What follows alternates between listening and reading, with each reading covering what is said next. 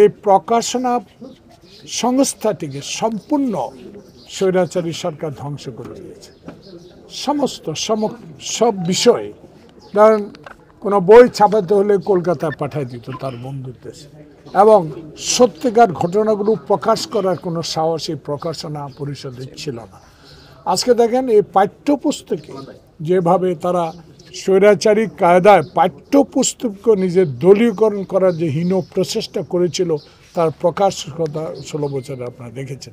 তাই আজকে এই নবনির্বাচিত কমিটির কাছে আমরা বাংলাদেশ জাতীয়তাবাদী দলের পক্ষ থেকে সৃজনশীল প্রকাশনা পরিষদ অতীতের মতো যেন নিজেরাই নিজেদের প্রকাশনা না করে দেশের স্বার্থে, মানুষের স্বার্থে, জনগণের স্বার্থে, গণতন্ত্রের স্বার্থে কথা বলেন এবং লিখেন, তাহলে আপনারা অতীত 16 বছর স্বৈরাচারী কায়দা আপনাদের প্রকাশনা পরিষদকে দমিয়ে রেখেছে, সামনের দিকে সেটা হবে না। তাই আপনাদের মধ্যেও গণতন্ত্র থাকতে হবে, আপনারাও গণতান্ত্রিক চর্চা করতে হবে, আপনারাই বাংলাদেশের সত্যিকার স্বাধীনতা আন্দোলনের কথাগুলো লিখতে হবে। তাই আমি মনে করি আসন্ন জাতীয় সংসদ নির্বাচনে ইন্টেরিয়াম গভর্নমেন্ট ফেব্রুয়ারির প্রথমার্ধে ঘোষণা করেছেন।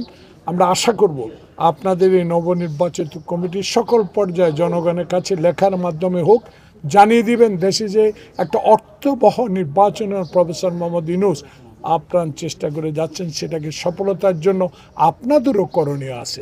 সেই করণীয়টা হলো আপনারাও গ্রামে গঞ্জে মানুষকে বলতে হবে যে স্বৈরাচার পালিয়েছে, কিন্তু স্বৈরাচারের প্রেতাত্মারা এখনও বাংলাদেশে এই নির্বাচনকে ব্যাহত করার একটা হীন প্রচেষ্টা চালিয়ে যাচ্ছে।